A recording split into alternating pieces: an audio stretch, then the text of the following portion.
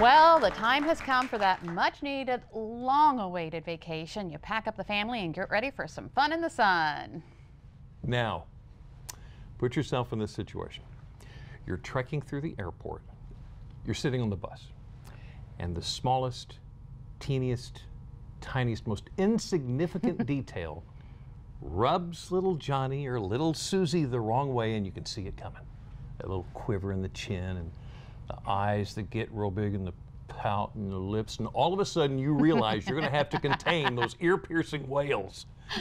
How do you deal with all of those evil eyes from fellow travelers? To help answer that question, we brought in etiquette expert Grace Foxwell Murdoch, owner of Professional Grace. Oh, we've all been there, haven't we? Yes, we It's have. that moment before the actual meltdown. Kids, it's tough to travel with kids, isn't it? It certainly is, but a lot of preparation before the trip can help, and being prepared is paramount. Yeah. Okay, so I guess probably the best way is to keep them occupied. Absolutely. Right? And you got to explain this to me. It's as simple as grabbing a baking sheet? Yes, and a baking sheet is great for car travel because they're usually larger and they're magnetic. And I have a little magnetic lunchbox here that might be good for the plane because it's compact. Now, letting people know that TSA will check you and what you have in your bags, I'm sure, but anything magnetic would go nicely. And of course, this spells kind, you know, everybody would know that. Also taking the letters out of a Scrabble game and using those, they're not magnetic, but they would fit in here and they could spell, because you might have children who are that age group. You don't want a lot of little pieces when you travel on a plane, because if they drop, then you're looking for them. Yeah. But a baking sheet is great in the car because it fits right over the child's lap and in their car seat.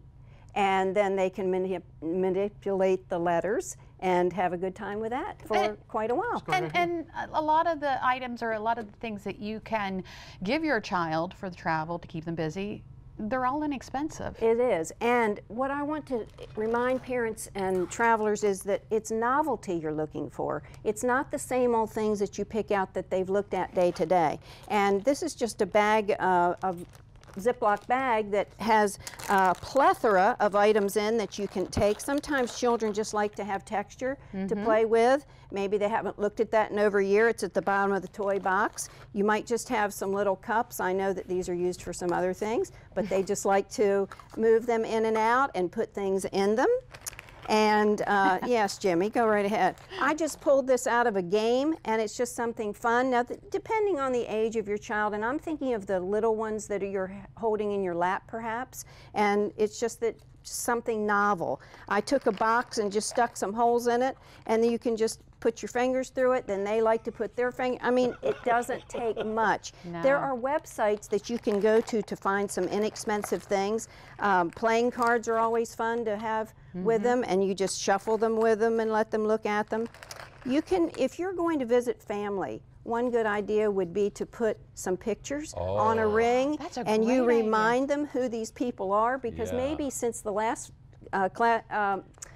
family reunion, they haven't seen them, and they'll say, well, you know, this is Uncle Drew, this is Uncle Felipe, that type of thing. Just a ring. Great idea. Putting some of those rings together that they can't take out, and they just can manipulate those. So stickers are always fun. You might end up with stickers all over you, but it's okay.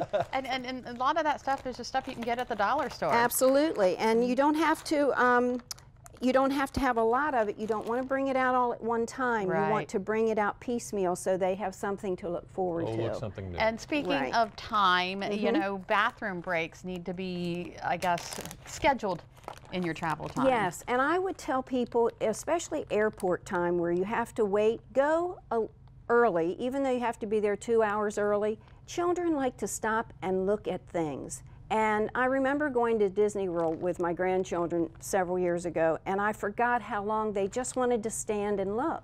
So an airport has a lot of interesting things, but if you're late and you're rushed, then that anxiety goes to them, and then you could have meltdowns, and including your own. And I want to say to parents too and travelers, dress comfortably. That's why I came casual today. You want to have layers, you might be chilly.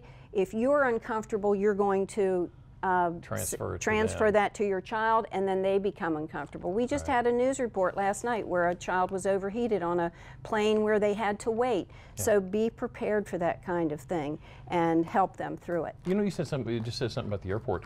Traveling with kids through the airport, that's a whole different beast, isn't it? It is, and it's challenging because you're in that public area, and if they have a meltdown, you start feeling the anxiety. You can't control how other people are going to react to your child's meltdown. So what you do is you have to remain calm. And if you see them glaring at you, staring does not help looking at a child that's misbehaving. You know, a stare from a stranger is very discomforting. Right. In a closed area, once you're on the plane, I have heard reports where people actually pass out things. They pass out a little note to say, if my child has a problem, please excuse me. There are commercial cards you can hand out. They say smile and for you and happy day, and you're being proactive because you know your child might well have a meltdown. Yeah.